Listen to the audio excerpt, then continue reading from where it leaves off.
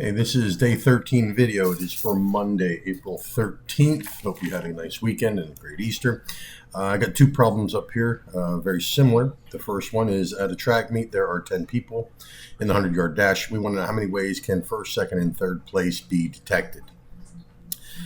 This one says you're at a track meet, there's still 10 people in the 100-yard dash, except now the top three will continue on to states. How many ways can top three be determined? All right, so if you come in first, it's different than coming in third. If you come in first or come in third in this race, it does not make a bit of difference. You're still going to continue on to states. When order matters,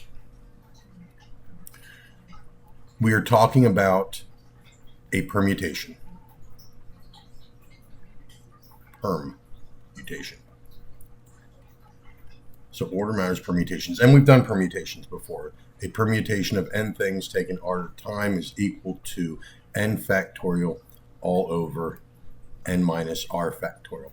So I gave you this formula before, but the permutation problems I gave you, the total number being selected was the same as the total number that you can select from. And in that case, your formula just boils down to n factorial. So from now on, it won't necessarily be that. If order doesn't matter, it's called a combination.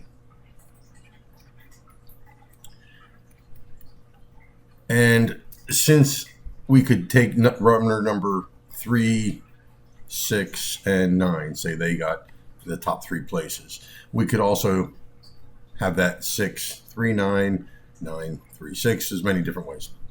In fact, there's 3 factorial, which would be 6 ways.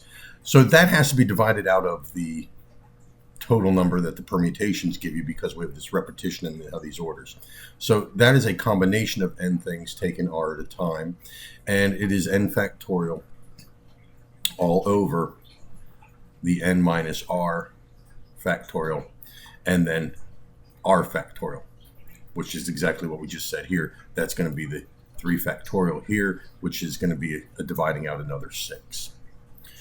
All right, so this would simply be 10 factorial divided by 10 minus 3 factorial, or 10 times 9 times 8 times 7 factorial divided by the 7 factorial. They cancel out, and that is 720. Here we're going to do the same exact thing. 10 factorial divided by the 10 minus 3 factorial, but then we have to divide out that other 3 factorial. So we're going to have a 10 times 9 times 8 times 7 factorial divided by 7 factorial, 3 factorial, which is 3 times 2. So our 7's cancel out here. 3 goes into the 9 3 times. 2 goes into the 8 4 times. So that's going to be 120. And that's the basic difference between a permutation and a combination. So I'll do a couple more examples of that. Okay, the first problem I got is a lock consists of 3 digits, 0 to 9 for each one. How many different ways can the lock be programmed? Well, the first thing we need to decide is that a permutation or a combination. Well, we all know they're called combination locks, but does order matter? This number, your first number, the second number, and the third number, if your combination is 1, 2, 3, and you put in 2, 1, 3, obviously order matters. If it's an order matters, then it's a permutation. So it's not a combination lock, it's a permutation lock. It's a permutation of 10 things taken 3 at a time. And that would be one that we just did, and that would also be 720 different possible combinations. Well, permutations. All right, so selecting which 7 players will be in the batting order on a 12-person team. Well, I'm not saying that I'm picking the first batter, the second batter, the third batter, so on. I'm just picking out of the 12 how many will be on the team or be on the starting roster. So that's going to be a combination of 12 things taken 7 at a time, which would come up with 12 factorial divided by 12 minus 7 factorial, or 3 factorial, divided by, or times another 7 factorial there. And if you figured that one out, that would come up to be 792. So give that a try. Oops, 92. Okay, so for what I'm going to have you do for work is going to be some problems that are just in this form or this form, and figure them out. Please try them by hand. Then I'm going to have a list of problems which will just be combinations. We already practiced with the permutations, so just combinations. And the third set is going to be a group of problems where I want you to determine if it's a basic counting principle, if it's a permutation, or a combination.